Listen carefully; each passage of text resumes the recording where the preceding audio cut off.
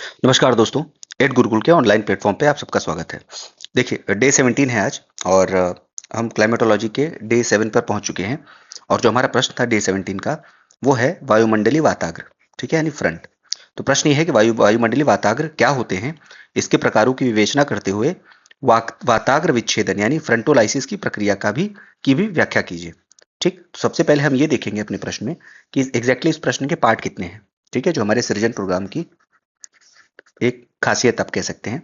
तो और ये रूल भी है, ये आपके लिए प्राथमिक रूल होना चाहिए कि कोई भी प्रश्न आप पढ़ें, कहीं पर भी आंसर राइटिंग कर रहे हैं, आप यूपीएससी में आंसर राइटिंग कर रहे हैं, पीसीएस में आंसर राइटिंग कर रहे हैं, जीआईसी में कर रहे हैं, जीडीसी में कर रहे हैं, बिहार की वैकेंसी आने वाली है वहां पर कर रहे हैं। थोड़ा गले में खराश है और थोड़ी तबीयत नहीं सही है, तो वॉइस थोड़ी सी ब्रेक होगी, उसको बेयर करिएगा। तो आपके लिए सबसे इंपॉर्टेंट ये है कि आप देखोगे कि पार्ट्स कितने हैं, कहीं पर भी आप एग्जाम दे रहे हो।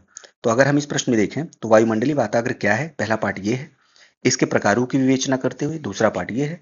वाताग्र विच्छेदन यानी फ्रंटोलाइसिस की प्रक्रिया की भी व्याख्या कीजिए, तो ये तीसरा पार्ट है। अब इस तरीके के जो प्रश्न है वो आपके लिए अ, देखिए दो धारी तलवार हो जाती है। मतलब इसमें आपको अपॉर्चुनिटी भी मिलती है कि आप अपने पेजेस अच्छे से फिल कर सकते हो, साथ ही साथ पॉइंट को भी इंक्लूड कर सकते हो। दूसरा ये है, चैलेंज आपके लिए ये है कि आपको तीनों जो पार्ट है वो इक्वल लेवल पर एड्रेस करने हैं। ऐसा नहीं कि आपने डेफिनेशन को ज्यादा दे दिया, इसको ज्यादा दे दिया और फ्रंटोलाइसिस को कम दिया, या फ्रंटोलाइसिस को ज्यादा दिया, डेफिनेशन को कम दिया। सबसे बड़ा चैलेंज आता है इन तीनों को बैलेंस करने में, और यही स्ट्रक्चरिंग होती है आंसर राइटिंग की, और यही आपको नंबर दिलाता है। क्योंकि जो उत्तर लिखते हैं ना, उसमें से 70 से 80% लोग कंटेंट देकर आते हैं, और भूगोल एक ऐसा सब्जेक्ट है जिसमें कंटेंट में आप बहुत कुछ परिवर्तन नहीं कर सकते हो। ठीक है, स्टैटिक विषय है, खासकर फिजिकल ज्योग्राफी। ठीक है, फिजिकल ज्योग्राफी हो गया, क्लाइमेटोलॉजी, जियोमॉर्फोलॉजी, इन सब विषयों में आप अतिरिक्त कुछ नहीं लिखोगे, जो किताबों में चीजें लिखी हैं वही आप लिख के आओगे। जो फर्क आएगा वो आपके स्ट्रक्चरिंग से आएगा और प्रेजेंटेशन से आएगा। ठीक है, तो सबसे पहले हमने देख लिया कि तीन पार्ट है। अब हम आते हैं अपने डेफिनेशन पे। वायुमंडलीय वाताग्र यानी फ्रंट दो विपरीत वायु राशियों कॉन्ट्रास्टिंग एयर मासेस के बीच की सीमा या संक्रमण क्षेत्र है। ठीक है, एयर मास ये वार्म हो गया, ये एयर मास कूल हो गया। जब ये मिलते हैं तो इसके बीच का जो ट्रांजिशन फेज है, जिसमें दोनों की क्वालिटीज पाई जाती हैं, इसको क्या कहते हैं, फ्रंट कहते हैं। जिनमें तापमान, आर्द्रता, घनत्व तथा पवन गुणों में अंतर होता है, क्योंकि दोनों की प्रॉपर्टीज आ जाती है ना। वार्म एयर मास की आ जाएगी, कोल्ड एयर मास की आ जाएगी, तो यहाँ पर जो है बहुत ड्रास्टिक परिवर्तन होता है इस जोन में। इसी को फ्रंट कहते हैं। जर्गनिस के नेतृत्व वाली नॉर्वेयन विद्यालय, नॉर्वे स्कूल ऑफ मेट्रोलॉजी, ठीक है, जर्गनिस की बात करें तो नॉर्वे के थे विद्वान। इन्होंने प्रेसिपिटेशन, फ्रंट और क्लाउड फॉर्मेशन में बहुत बहुत बहुत बड़ा इनका योगदान है। ठीक है, नॉर्वे स्कूल ऑफ मेट्रोलॉजी की स्थापना जो है जर्गनिस ने की थी, ने वाताग्र की अवधारणा विकसित की है। वाताग्र वाताग्र क्रिया समशीतोष्णीय चक्रवातों यानी टेम्परेट साइक्लोन, जिसको हम एक्स्ट्रा टॉपिकल साइक्लोन भी कहते हैं, और संबंधित मौसमी घटनाओं के निर्माण का प्रमुख भाग है। ठीक है, तो जो ये वाताग्र फॉर्मेशन होता है, फ्रंट फॉर्मेशन, ये केवल वहाँ के लोकल वेदर को इफेक्ट नहीं करता है, बल्कि टेम्परेट और एक्स्ट्रा टॉपिकल साइक्लोन को भी बनाता है, और उससे रिलेटेड जो भी मौसमी घटनाएं हैं उसमें भी बहुत इंपॉर्टेंट रोल प्ले करता है। ठीक है, अब हम आते हैं पहले पार्ट के आंसर। पहला पार्ट हमसे क्या पूछा था इन्होंने, इसके प्रकारों की विवेचना करते हुए। तो सबसे पहले हमको क्या करना है, इसके प्रकार की बात करें, मतलब फ्रंट कितने प्रकार के होते हैं। तो मुख्यतः जो है फ्रंट वो चार प्रकार के होते हैं, और ये चार प्रकार हमने लिखे हैं। चार प्रकार में कौन सा, शीत वाताग्र, उष्ण वाताग्र, स्थिर वाताग्र यानी स्टेशनरी फ्रंट, और अवरुद्ध वाताग्र यानी ऑक्लूडेड फ्रंट। सबसे पहले हम शीत वाताग्र यानी कोल्ड फ्रंट के बारे में पढ़ेंगे कि कोल्ड फ्रंट होता क्या है। जब शीत वायु राशि अग्रसर होकर उष्ण वायु राशि को विस्थापित कर देती है, मतलब जब दो एयर मास मिलेंगे, कोल्ड और वार्म, तो यहाँ पर जब कोल्ड एयर मास ज्यादा एक्टिव होगा, ठीक है, ये ज्यादा एग्रेसिव होकर वार्म एयर मास में जाएगा। मतलब जब भी ये ठंडी वाली एयर मास ज्यादा अग्रेसिव होकर अपने आप को प्रतिस्थापित करेगी वार्म एयर मास में, तो जो फ्रंट बनेगा उसको क्या कहते हैं, उसको कहेंगे कोल्ड फ्रंट यानी शीत अग्र। यहाँ पर क्या होता है कि जो ठंडी हवाएं हैं इस वाताग्र की, वो आगे निकलकर गर्म हवा में जाती हैं, मतलब ये एग्रेसर होती हैं, ये अटैक करती हैं। ठीक है, तब इसका निर्माण होता है। इसकी ढाल तीव्र होती है। ढाल कैसे तीव्र होगी, ठंडी हवाएं हैं भारी होती हैं, गर्म हवाएं हल्की होती हैं, तो जब ये अंदर की तरफ अपना इंक्रोच करेगी तो ये उठाएगी इनको। ठीक है, गर्म हवा को उठा देगी क्योंकि हल्की है, ये भारी है, तो ये ऐसा एकदम स्टीप स्लोप बनेगा। ठीक है, तो यहाँ पर इसको क्या कहते हैं, ढाल तीव्र होती है, जिसमें उष्ण वायु का तीव्र उत्थान होता है। जैसे हमने अभी बात किया कि अगर ये ठंडी हवा जाएगी गर्म हवा वाले सेक्टर में, तो क्या करेगी, इसको उठाने का प्रयत्न करेगी। फिर उससे रिजल्ट क्या होगा, ये गर्म हवा ऊपर उठ जाएगी और यहाँ पर जो ये फ्रंट बनेगा, जो स्लोप बनेगा, वो बहुत ही तीव्र होगा। इसमें क्यूमुलोनिम्बस क्लाउड, जो कि सबसे ज्यादा वर्षा कराते हैं, गर्जन तूफान, भारी वर्षा तथा तापमान में अचानक गिरावट होती है। किसमें होता है, ये सारी चीजें कोल्ड फ्रंट में होती हैं। ठीक है, कोल्ड फ्रंट आप समझ गए। अब हम दूसरे प्रकार की तरफ चलते हैं, उष्ण अग्र यानी वार्म फ्रंट। वार्म फ्रंट क्या होता है, जब उष्ण वायु राशि शीत वायु राशि के ऊपर अग्रसित होती है। मतलब अभी हमने क्या पढ़ा कोल्ड फ्रंट में, यहाँ पर ठंडी हवाएं अग्रसर होती हैं, ये अग्रसर होती हैं और ये कहां पर जाती हैं, गर्म हवाओं की एयर मास में। लेकिन अगर हम उष्ण अग्र की बात करें तो यहाँ पर वार्म एयर मास जो होते हैं वो अग्रसरित होते हैं, वो एग्रेसर होते हैं, वो अटैक करते हैं किसमें, कोल्ड एयर मास में। ठीक है, तो अब चूंकि ये हल्के हैं, ये भारी है, तो ये अंदर जाकर इनको उठा तो नहीं पाएंगे पूरी तरीके से, जैसे कोल्ड एयर मास उठा लेता है, ये वार्म एयर ये कोल्ड एयर को तो उठा नहीं पाएगा, लेकिन कुछ तो उठाएगा। मतलब इतना सारा जब वार्म एयर जाएगा तो कुछ तो इसको उठाने का प्रयत्न करेगा कोल्ड एयर मास को। तो इसीलिए जब ये उठाने का प्रयत्न करता है तो कोल्ड एयर जो होती है वो थोड़ी सी उठती है, और जब ये थोड़ा सा उठता है तो ढाल जो है बहुत मंद निर्माण होता है। ठीक, क्योंकि ये हल्की होती हैं और ये भारी चीजों को उठाने की कोशिश करती हैं, तो ये हल्का ही उठता है, तो ढाल इस तरीके का होगा, है ना, ये ऐसे। और कोल्ड फ्रंट में ढाल ऐसे होता है कि तुरंत जाके उठा देती हैं जब ये ठंडी हवाएं जाती है कोल्ड फ्रंट में। तो यहाँ पर जो ढाल होती है मंद होती है, जिससे उष्ण वायु का क्रमिक उत्थान होता है। ठीक, अब ये उठाने की प्रक्रिया में जो है, ये उष्ण वायु धीरे धीरे ये भी उठती रहती है। ठीक है, ये चूंकि हल्की हैं तो ये उठती हैं और ये उठाती भी रहती हैं और खुद भी उठती हैं। तो ओवरऑल जो राइज होता है वो यहाँ पर भी गर्म हवाओं का ही होता है। क्या, कैसा, क्रमिक उत्थान होता है, एकदम तुरंत से नहीं होता है, क्रमिक उत्थान होता है गर्म हवाओं का। इससे स्टेटस तथा निम्बो स्टेटस में, जो कि मीडियम लेवल के क्लाउड होते हैं, दीर्घकालिक हल्की वर्षा होती है, ठीक है, और फॉग का निर्माण होता है। ये सारी चीजें किसमें होती हैं, उग्र अग्र यानी वार्म फ्रंट पे होती हैं। अब हम आते हैं स्टेशनरी फ्रंट पे। स्टेशनरी फ्रंट क्या होता है, देखो एक ऐसी स्थिति आती है, अभी तक हमने क्या पढ़ा कि सामान्य स्थिति में क्या हो, या तो वार्म एयर कोल्ड एयर में जाता है, या तो कोल्ड एयर मास के एयर जो है वो वार्म एयर में जाते हैं। लेकिन एक ऐसी स्थिति आती है जब ये दोनों यहां पर आके स्टेशनरी हो जाते हैं, है ना, मतलब एक दूसरे की तरफ ये नहीं आते हैं। ऐसे कुछ दशाएं होती हैं कि एक दूसरे की तरफ नहीं आते हैं। ठीक, और ये ट्रांजिशन जो एरिया है वो ज्यादा एक्टिवेटेड हो जाता है, ज्यादा हैवी हो जाता है। ठीक है, ज्यादा डिसाइडिंग हो जाता है। तो ये क्या करते हैं, ये एक दूसरे की तरफ आने के बजाय ये साइड साइड मूवमेंट करते हैं। जैसे आपने इसके पहले फॉल्ट में पढ़ा था, स्ट्राइक स्लिप फॉल्ट में। ठीक है, तो ये साइड साइड ऐसे, ये फ्रंट है यहाँ मूव करेगा और ये वाला फ्रंट है ये भी यहाँ मूव करेगा, एक दूसरे की तरफ नहीं आएंगे, ये अपनी जगह स्टेशनरी रहेंगे, लेकिन ये साइड साइड मूव करते हैं। तो ऐसे फ्रंट को स्टेशनरी फ्रंट कहते हैं। जब उष्ण में शीत वायु राशियां मिलती हैं किंतु कोई भी दूसरे को विस्थापित करने में सक्षम नहीं होती है, तब यह अग्र बनता है कौन सा, स्टेशनरी फ्रंट। यह लगभग स्थिर रहता है तथा निरंतर बादल और हल्की वर्षा कराता है। ठीक है, बिल्कुल स्टेबल रहता है, चूंकि इनके बीच में जो ये हवाएं हैं, यहाँ पर एयर जो कि मिक्स होती रहती हैं तो गर्म हवाएं ऊपर उठती हैं, तो इसकी वजह से हल्की वर्षा होती है। चौथा जो बहुत इंपॉर्टेंट है, जिसकी वजह से आपके टेम्परेट साइक्लोन का निर्माण होता है, उसको कहते हैं अक्लूडेड फ्रंट यानी अवरुद्ध अग्र। जब तेज गति वाला शीत अग्र उष्ण अग्र के परिपक्व अवस्था के दौरान पकड़ लेता है तब इसका निर्माण होता है। अब देखो, जैसे हमने कोल्ड फ्रंट में क्या बात किया, हमने ये बात किया कि जो कोल्ड एयर मास से जो ठंडी हवाएं हैं वो वार्म एयर मास में जाती हैं और इस पूरी वार्म एयर मास को तुरंत उठा देती हैं बिल्कुल ऊपर तक। ठीक है, तो इस स्थिति में क्या होता है कि जो गर्म हवाएं हैं वो ऊपर हो जाती हैं, ठीक है, और जो ठंडी हवाएं हैं वो नीचे चली जाती हैं ऐसे। तो एक स्टेज ऐसा आता है कोल्ड फ्रंट में आगे ही कि ये जो गर्म हवा है ये पूरी तरीके से ग्राउंड से डिस्प्लेस हो जाती है और जो ठंडी हवाएं हैं वो पूरी तरीके से ग्राउंड के नीचे आ जाती हैं और इसको उठाने लगती हैं। ठीक है, तो मतलब जो गर्म हवा है पूरी तरीके से ग्राउंड छोड़ देती है और ये ग्राउंड के ऊपर आ जाती हैं। तो इसी को क्या कहते हैं, इसी को अक्लूडेड फ्रंट कहते हैं और ये बहुत ही डेविस्टेटिंग सिचुएशन होती है। इस स्थिति में उष्ण वायु पूरी तरीके से सतह से ऊपर उड़ जाती है। यह चक्रवात का क्षीणन यानी वीकनिंग अवस्था की शुरुआत के संकेत होते हैं। यहां से ये जो फ्रंट होता है, ठीक है, यहां से फ्रंट की खत्म होने की शुरुआत हो जाती है। मतलब फ्रंट का मतलब क्या होता है, फ्रंट में आ गए, कोल्ड एयर मास और वार्म एयर मास फ्रंट में आ गए और आपस में इंक्रोच कर रहे हैं। लेकिन जब कोल्ड एयर मास पूरी तरीके से वार्म एयर मास को ऊपर उठा रहा है, यानी ये पूरी तरीके से इसकी एरिया में इंक्रोच कर गया है, तो ये शुरुआत हो जाती है वीकनिंग की। किसके, फ्रंट के वीकनिंग की शुरुआत हो जाती है। आगे आप पढ़ेंगे कि किस तरीके से फ्रंटोलाइसिस हो जाता है। ठीक है, फ्रंट खत्म हो जाता है। अब हम पढ़ते हैं, दूसरा हमारा पार्ट है, हमने पार्ट्स पढ़ लिए। दूसरा हमारा जो प्रश्न का पार्ट था कि वाताग्र विच्छेदन की प्रक्रिया बताइए, यानी फ्रंटोलाइसिस की प्रक्रिया के बारे में हमको बताइए। अब क्या होता है कि पहला पॉइंट हमारा ये होगा, वाताग्र विच्छेदन से अभिप्राय वाताग्र की दुर्बलता या लोप से है।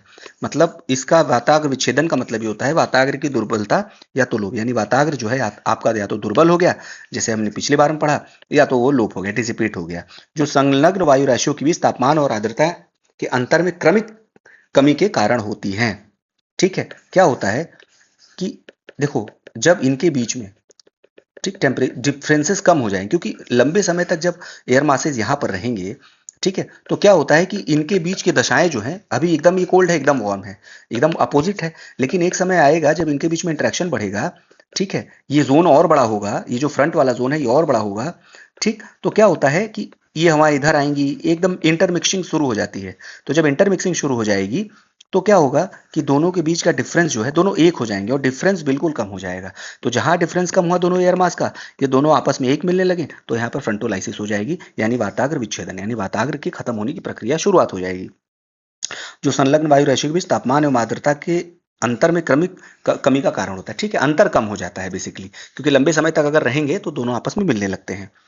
जब वायु राशियों के भौतिक गुण, तापमान, आर्द्रता, घनत्व आदि मिश्रण, यानी जैसे हमने बात की कि मिश्रित होने लगते हैं आपस में, तापीय प्रमाण यानी हीटिंग या कूलिंग या आर्द्रता विकिरण मॉइस्चर एक्सचेंज द्वारा समान होने लगते हैं, आर्द्रता विनिमय, सॉरी, आर्द्रता विनिमय यानी वो मॉइस्चर एक्सचेंज द्वारा समान होने लगते हैं, मतलब इन दोनों की दशाएं समान होने लगती हैं, तब यह प्रक्रिया होती है कौन सी, वाताग्र विच्छेदन यानी फ्रंटोलाइसिस की।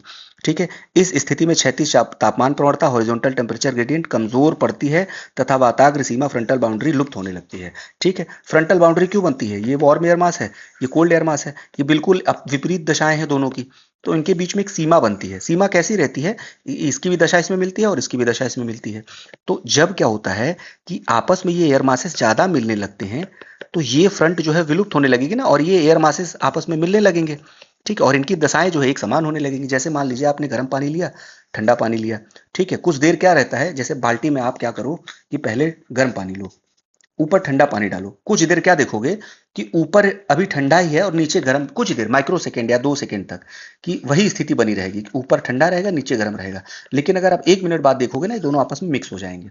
सेम चीज फ्रंट के साथ होता है, आप उसको इस एग्जांपल से समझिए कि कुछ देर के बाद दोनों की जो है कैरेक्टरिस्टिक्स मिक्स हो जाती हैं और फ्रंट जो है वो गायब हो जाता है, फ्रंटल बाउंड्री लुप्त हो जाती है। अग्र के दुर्बल होने से वायु का ऊर्ध्वाधर उत्थान कम हो जाता है। ठीक है, क्योंकि जब तक फ्रंट है तब तक यहाँ पे इंट्रैक्शन होता है और वायु जो है ऊपर उठेगी, क्योंकि अभिक्रिया होती है ना, ठंडी है जो हवा है वो गर्म हवा में जाएगी, गर्म हवा को ऊपर उठाएगी और गर्म हवा ऊपर रेस करेगी, यहाँ पर बारिश होगा, बादल बनेगा, ये सारी प्रक्रियाएं होती रहती हैं। लेकिन जब इन दोनों के बीच का फर्क ही खत्म हो जाएगा, तो ये ठंडी ठंडी नहीं रहेगी, गर्म हवा गर्म नहीं रहेगी, तो ठंडी हवा गर्म हवा में जाएगी कैसे, और जब ये ठंडी हवा गर्म हवा के क्षेत्र में नहीं जाएगी तो उसको उठाएगी नहीं, और फिर ऊर्ध्वाधर जो कन्वेक्शनल करंट उठते हैं वो होंगे नहीं। तो इस तरीके से जब अग्र के दुर्बल होने के कारण वायु का ऊर्ध्वाधर उत्थान कम हो जाता है, परिणाम स्वरूप बादल, वर्षा और तूफानी गतिविधियां समाप्त हो जाती हैं, जो फ्रंट के दौरान आप बनाते हैं, स्पेशली कोल्ड फ्रंट के दौरान। वाताग्र विच्छेदन सामान्यतः समशीतोष्ण चक्रवात की क्षीणावस्था का घोतक होता है। ठीक है, मतलब समझ लो कि आपको पता है अक्लूडेड फ्रंट जो बनाते हैं, जिसमें आपका वार्म एयर पूरी तरीके से ग्राउंड से ऊपर उठ गया, ठीक, वार्म एयर पूरी तरीके से ग्राउंड से ऊपर उठ गया, तो क्या होता है, ये टेम्परेट साइक्लोन की शुरुआत हो जाती है।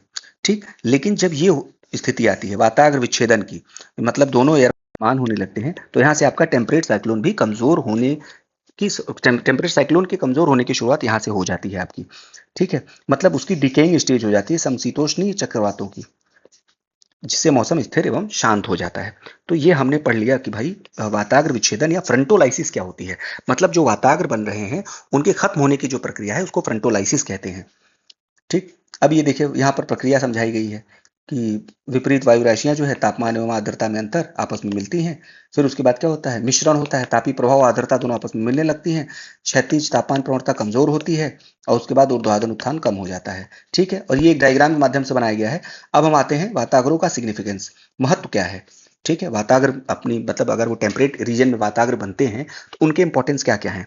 वाताग्र समशीतोष्णी चक्रवातों का निर्माण तथा संबंधित वर्षा के मुख्य कारक होते हैं। जो हमने इसके पहले टेम्परेट साइक्लोन पढ़ा था, टेम्परेट साइक्लोन मुख्यतः जो टेम्परेट बेल्ट में बनते हैं, ठीक है, वो क्यों बनते हैं? वो वाताग्रों के कारण, फ्रंट के कारण बनते हैं, ठीक है। अगर फ्रंट नहीं होंगे तो टेम्परेट साइक्लोन आपका उसका निर्माण नहीं होगा। इसीलिए वाताग्र समशीतोष्णी चक्रवातों के निर्माण तथा संबंधित वर्षा के मुख्य कारक होते हैं। दूसरा ये है मौसम पूर्वानुमान, वेदर फोरकास्टिंग, विमानन सेवा और कृषि तथा आपदा प्रबंधन, डिजास्टर मैनेजमेंट पर इनका महत्वपूर्ण प्रभाव पड़ता है। ठीक है, आप अगर विमानन उस एरिया में आप विमान उड़ाने वाले हैं तो आप देखोगे एयर मासेस वहां पर कैसे कार्य कर रहे हैं, वहां पर फ्रंट की इंटेंसिटी कितनी है, ठीक है, फ्रंटोलाइसिस है कि कौन सा फ्रंट बना हुआ है वहां पर, कि कहीं कोल्ड फ्रंट तो नहीं बना है कि हवाएं बहुत तेजी से ऊपर उठ रही हैं, ठीक है, कि टेक ऑफ करने में दिक्कत हो जाए। एग्रीकल्चर कैसा है, कोल्ड फ्रंट से कहीं बारिश तो नहीं होने वाली है कि वहां पर जो हमारे बस बेसिकली उस एरिया में जो है, ठीक है, उस एरिया में कैसे फ्रूट्स होते हैं, बेसिकली फ्रूट्स वहां पर ज्यादा होते हैं, ठीक है, और कैश क्रॉप ज्यादा होते हैं, तो वहां पर वर्षा की मात्रा बहुत ही कैलकुलेटेड चाहिए।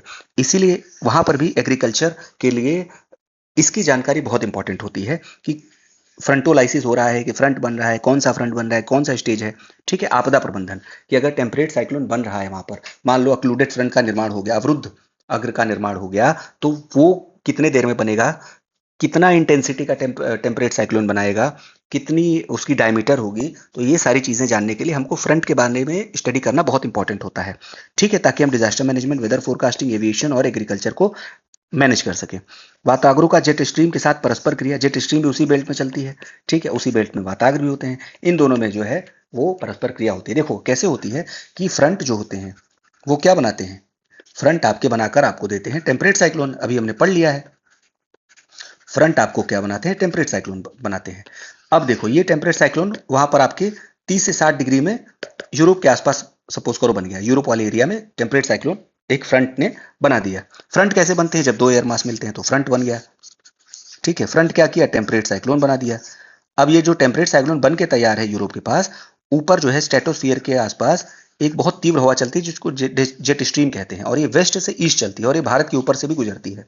तो ये क्या करेगी जेट स्ट्रीम, ये जो बन के तैयार है ना टेम्परेट साइक्लोन, इसको उठाकर ले आएगी भारत में, ठीक है, जिसमें जिसको आप पढ़ते हैं ना वेस्टर्न डिस्टर्बेंस, पश्चिमी विक्षोभ, ठीक है, जिसकी वजह से भारत के नॉर्थ वेस्टर्न पार्ट में यानी राजस्थान, हरियाणा, पंजाब और वेस्टर्न यूपी में ठंडियों में जो वर्षा होती है वो इसी के कारण होती है, क्योंकि वहां पर पहले एयर मास बने, एयर मास ने फ्रंट बनाया, फ्रंट ने टेम्परेट साइक्लोन बनाया, और उसके बाद जेट स्ट्रीम इस टेम्परेट साइक्लोन को बहाकर भारत की तरफ लेकर आया, ठीक है, और भारत में वर्षा कराती है। तो इस तरीके से जेट स्ट्रीम के साथ भी इसका इंटरेक्शन बहुत इंपॉर्टेंट रोल प्ले करता है ग्लोबल क्लाइमेट में, ठीक। तो ये हमारा सिग्निफिकेंस हो गया।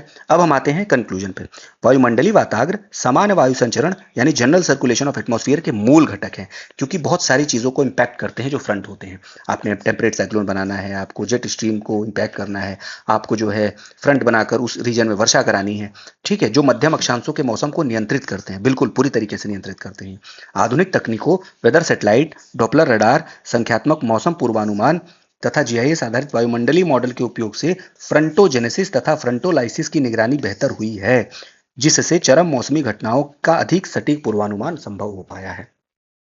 हमने अपने कंक्लूजन में दोनों को बता दिया, इस पूरे प्रोसेस को भी बता दिया, क्यों जरूरी है ये भी बता दिया, और इसको कंट्रोल आज कैसे किया जा रहा है ये भी बता दिया। तो हमने फॉरवर्ड लुकिंग कंक्लूजन आपको दे दिया है। तो ये हमारा पूरा उत्तर खत्म होता है। अब हम डायग्राम पे चलते हैं। डायग्राम आपको कुछ नहीं बनाना है, डायग्राम आपको केवल ये फ्रंट के बनाने हैं, ठीक है। आपको कोल्ड फ्रंट में ऐसे बनाना है, वार्म फ्रंट का थोड़ा सा स्लोप ऐसे बनाना है, ठीक है। स्टेशनरी फ्रंट में बिल्कुल सीधा स्लोप होगा, और क्लूडेड फ्रंट में इसका डायग्राम इस तरीके से होगा कि जो गर्म ठंडी हवा है, ये गर्म हवाओं को पूरी तरीके गर्म हवाएं जो ठंडी हवाएं गर्म हवाओं को पूरी तरीके से उठा लेती हैं। तो ये 4 डायग्राम है। डायग्राम अभी आपको समझ में आ रहा है, इसको आप बना लीजिए। बाकी डायग्राम का भी एक पूरा सीरीज हम आपको कराएंगे, टॉपिक वाइज और यूनिट वाइज, ठीक है। उसके लिए आप निश्चिंत रहिए। तो ये हमारा आज 17वें दिन का प्रोग्राम खत्म होता है। अगर इस प्रोग्राम में कोई सुझाव हो वो दीजिएगा और बताइएगा जैसा होता है, ठीक है। तब तक के लिए धन्यवाद। लिखते रहिए, चमकते रहिए। जय हिंद।